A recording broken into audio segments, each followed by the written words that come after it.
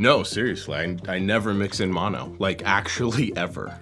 Oh, we're rolling already? Oh, you guys are gonna be so mad. Don't hit the dislike button too many times now. Actually, if you want to click the thumbs down button, just do it an even number of times. Twice, 4 times, 6 times, any even number of thumbs downs we're good. Fine by me. What's up everyone, Colt Capperrune here. Thank you for stopping by for another video. So the more videos that I do going over mixing sort of topics, principles on mixing, whatever, the more comments that I get from people saying that mixing in mono basically solves all their problems. I personally could not disagree more. And today we're gonna talk about why. So first, I just wanna clarify that just because I said I don't mix in mono, it doesn't mean I don't use mono. The very first thing that I do at the beginning of every single mix is I check the polarity of each drum mic to another drum mic. For those of you that are not aware of this technique, I'll solo both the overheads left and right, and I'll pan them up the center, so we're talking about mono here,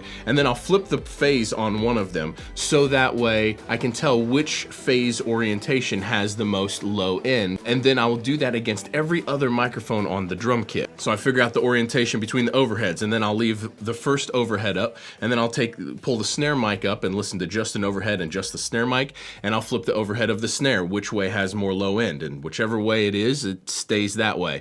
And then I'll do the same to the kick drum, and the same to the toms, and I'm checking every microphone of the drum kit against that very first overhead and making sure that the polarity is oriented in a way that they have the most low end and the most power. And this is one of the ways that you get really powerful sounding drums. It's one of the most important things in recording and mixing a drum kit. Now I'll also use this exact same technique when I've recorded like a stereo acoustic guitar or a stereo piano, any multi-mic thing, whether it's 2 microphones on a guitar amp or whatever it is, any sort of recording that is used more than 1 microphone to record a single source, and I consider a drum kit a single source actually. I will always do this, so I'll set it in mono or at least pan up the center, and I'll take the first microphone and flip the phase, the polarity of the second microphone, and which way does it sound thicker and more powerful, and then that's which way it stays. So I do work in mono. However, to me, this is not mixing in mono. And here's why I think that. To me, mixing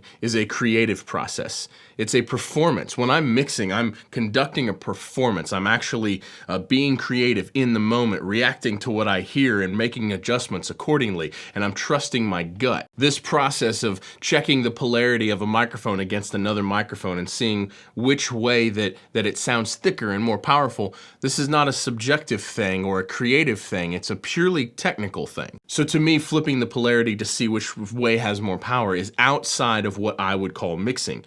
This might be just engineering, you could call it whatever you want, but it's not a creative thing. Therefore, to me, it's not mixing. So the argument to check your mixes periodically throughout the process in mono, or some people are even suggesting to mix the entire time in mono until like the very end. The idea is that supposedly doing this will help your mix translate out into the real world better. Again, personally, I could not disagree more. Because once you've sorted out this polarity situation of whatever stereo elements or multi-mic'd elements, from there, I think mono doesn't even matter. So here's my thought process. When is the last time you actually listened to something in mono? As an enjoyer, as a consumer of music. So there's an argument that like the dance club is in mono, the PA system at your dance club, probably in mono. The overhead system at like a grocery store, probably in mono. I think that's it. I don't think there's any other situation when anyone would ever listen to a mix in mono, because most people are listening either on earbuds or headphones, they're listening in their car, possibly from their TV, all of which are stereo listening environments. So that means that 99.9% of people that will ever hear the music that you're working on, they're listening to it in stereo. So the argument that mixing in mono helps you decipher what level to put stuff at, I just don't get behind. It actually doesn't help me at all. What helps me is monitoring at a very, very, very low volume on some monitors like my Auratone 5Cs or some NS10s. And I think if you're ignoring the stereo spectrum, or if you're spending half or most of your time mixing in mono, you're missing out on all the creative side of like left to right spectrum within a mix, because you can't actually hear when you're panning something what it does, except in maybe how its relationship changes to another element within the mix.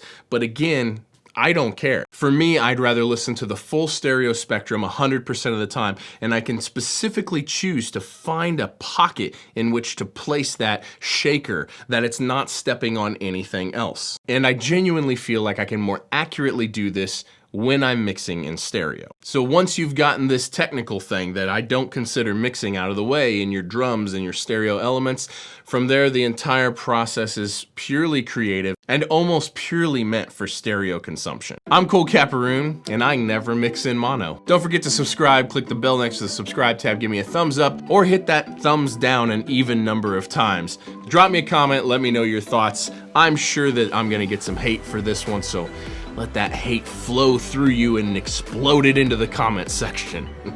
Hit me up on Instagram at Colt Capperrune and on Facebook if that's your thing. I'll see you guys in the next one. Peace.